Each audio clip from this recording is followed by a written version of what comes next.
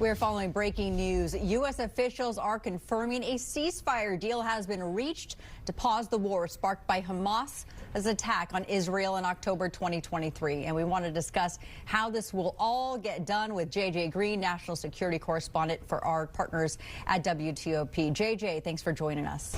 Hi, how are you today?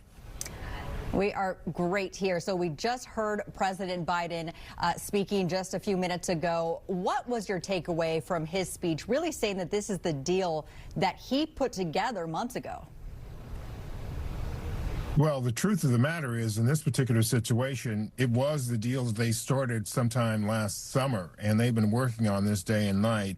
It was a situation as well where leaving office, it did hit a snag, and the incoming administration played a role in this, and it was quite interesting to hear him say that the Trump administration and his administration were essentially working together to get this over the finish line. He said essentially as well that his administration made the deal. It's going to be up to the next administration to move that deal forward.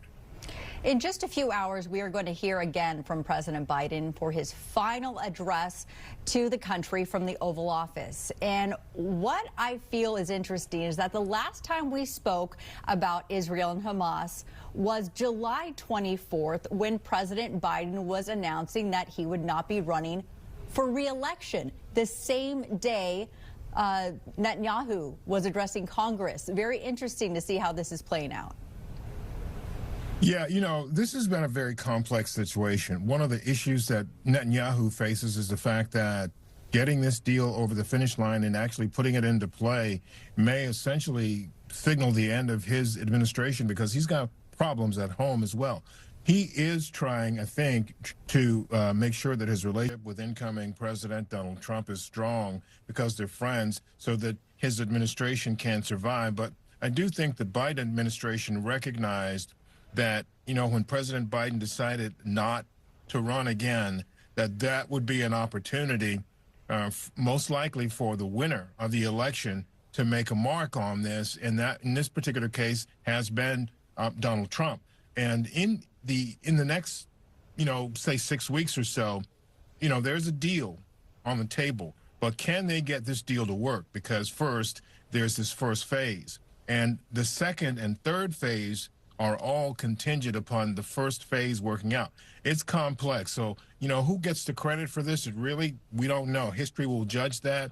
But we do know that there are people and lives hanging in the balance, and they've been waiting for this day for a long time. The attack was happening October of 2023. We are now January 2025. As you said, families have been waiting for their loved ones who've been held by Hamas for more than a year now, including Americans. What do you think, or have you heard from any of the victims' families about what they hope this will mean for their loved ones?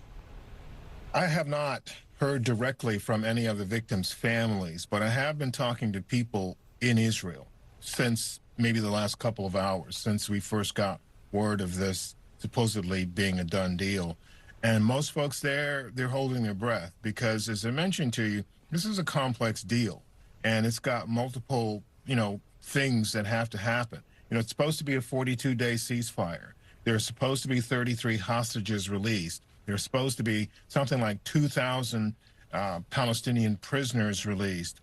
This is just the first phase. The second phase, there are supposed to be the remainder of the hostages released. You know, but the thing that's most difficult about the situation, which a lot of people are concerned about, is the second phase. If they get to that point, who will run Gaza? That's one of the key things that's a part of the second phase. Will it be someone from the Palestinian community, or will there be someone else put in charge to keep tabs and sort of run that? Because remember, the Palestinian Authority has been weakened in the eyes of Israel and perhaps the Trump administration. So that's the real thing that's going to make this work. And I think that's one of the things, at least from what I'm hearing from people in Israel today, that's one of the things they're really concerned about. Will there be a snag in one of these phases that could scuttle the whole thing? And once they get past phase 2, which you say will be a big hurdle, phase 3 includes the rebuilding of Gaza, which is going to take millions, if not billions of dollars to get people back to their livelihoods. What's a timeline on that, do you think? That's years. Look, a good example is Iraq. If you look back after that war essentially ended, you know, there was this reconstruction phase. I mean, it took a decade before things really started to resemble what it might have looked like before the war started. But that was because a lot of the original infrastructure was still there. In Gaza, that's pretty much a graveyard. It's pretty much a graveyard of buildings. You know, there are people, obviously, first and foremost, that have been killed and left there. It's just been razed. I mean, there's really not much at all there.